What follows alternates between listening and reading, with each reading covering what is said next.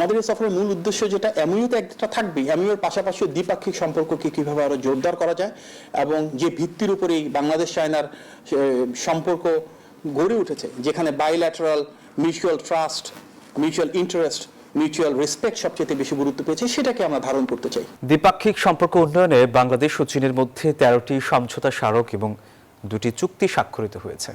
বেইজিংয়ের great হল of the পিপলে প্রধানমন্ত্রী তারেক রহমানের সঙ্গে চীনের প্রধানমন্ত্রী লি কিয়াংয়ের বৈঠক অনুষ্ঠিত হয়।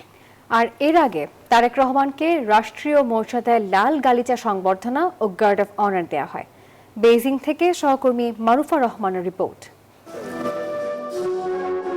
রাজধানীর বেইজিংয়ে রাষ্ট্রীয় মর্যাদায় সাড়ম্বরে সংবর্ধনা দেওয়া হয় চীন সফররত বাংলাদেশের প্রধানমন্ত্রী তারেক রহমানকে। বেইজিংয়ের গ্রেট হল অব দি পিপলে তাকে স্বাগত জানান চীনের প্রধানমন্ত্রী লি সিয়াং। এ সময় তারেক রহমানকে লাল গালিচা সংবর্ধনা ও গার্ড অফ প্রতি সপ্তাহে সর্বোচ্চবার বিকাশ পেমেন্টে 50 জন হবেন পেমেন্ট চ্যাম্পিয়ন। জিতে নিন টিভি সহ আকর্ষণীয় সব প্রাইজ অনার প্রদান করা হয়। আনুষ্ঠানিক সংবর্ধনায় দুই দেশের উচ্চ পর্যায়ের প্রতিনিধি দল উপস্থিত ছিলেন। পরে দ্বিপাক্ষিক বৈঠকে বসেন দুই প্রধানমন্ত্রী। স্বাক্ষরিত হয় বাংলাদেশ ও চীনের মধ্যে 13টি সমঝোতা স্মারক।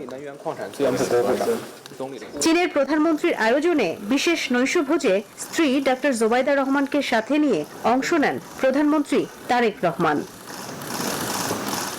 পরে বেইজিংয়ে এক সংবাদ সম্মেলনে প্রধানমন্ত্রীর পররাষ্ট্র বিষয়ক উপদেষ্টা হুমায়ুন কবির ও প্রধানমন্ত্রীর কার্যালয়ের মুখপাত্র ডক্টর মাহাদি আমিন জানান, দেশের অবকাঠামো এবং অর্থনৈতিক উন্নয়নে স্বাক্ষরিত সমঝোতা স্মারকগুলো যুগান্তকারী ভূমিকা রাখবে। আমাদের এই সফরের মূল উদ্দেশ্য যেটা এমইউতে একটা থাকবে, এমইউর পাশাপাশি দ্বিপাক্ষিক সম্পর্ককে কিভাবে আরো জোরদার করা যায় এবং যে ভিত্তির উপরেই বাংলাদেশ চায়নার সম্পর্ক গড়ে উঠেছে, যেখানে bilateral mutual trust, mutual interest, mutual respect সবচেয়ে বেশি গুরুত্ব পেয়েছে, সেটাকে আমরা ধারণ করতে চাই।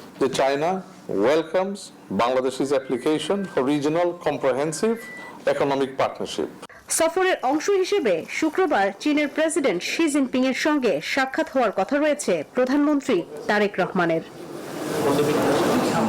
ভূরাজনৈতিক প্রেক্ষাপটে বাংলাদেশ দিনকে দিন গুরুত্বপূর্ণ হয়ে উঠছে। এবারকার চীন সফরে দেশটির উষ্ণ অভ্যর্থনা সেই বার্তাই দিচ্ছে বলে মনে করছেন বাংলাদেশের পররাষ্ট্র বিষয়ক উপদেষ্টা। এদিকে এবারকার সফর ঘিরে চীনের সাথে বিনিয়োগ, ঋণ এবং প্রকল্প কেন্দ্রিক যে সমস্ত আলাপ হয়েছে তার সবটুকুই বাংলাদেশের জন্য ইতিবাচক বার্তা দিচ্ছে। দেখার বিষয় এই সফর পরবর্তী সময়ে এই প্রকল্প, বিনিয়োগ এবং ঋণ সহায়তাগুলো কতখানি আলোর মুখ দেখেন। Marufa Rahman, news 24, Beijing, China.